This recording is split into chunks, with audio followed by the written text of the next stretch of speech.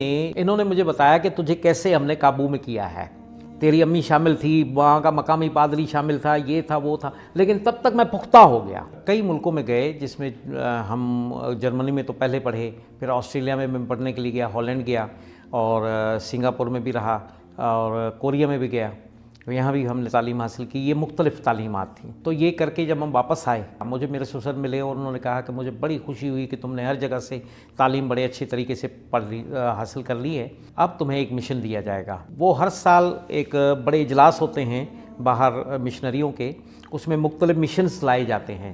تو یہ مشن جس کو مجھے سونپا گیا، یہ مشن سالوں سے آتا تھا، لیکن اس کو کوئی اٹھانے کے لیے تیار نہیں تھا۔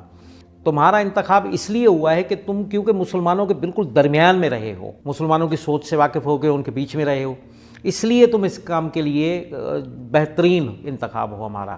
میں نے پوچھا کہ مشن کیا ہوگا؟ انہوں نے کہا تمہیں بس ایک کام کرنا ہوگا کہ مسلمانوں میں اس طرح سے جا کے تم نے منادی کرنی ہے، اس کو منادی کہتے ہیں کام کو، لیکن یہ منادی خفیہ ہوگی اور اس کو علم نہیں ہوگا کہ تم منادی کر رہے ہو، لیکن تم منادی کر رہے ہو۔ پہلا کام تو یہ ہے۔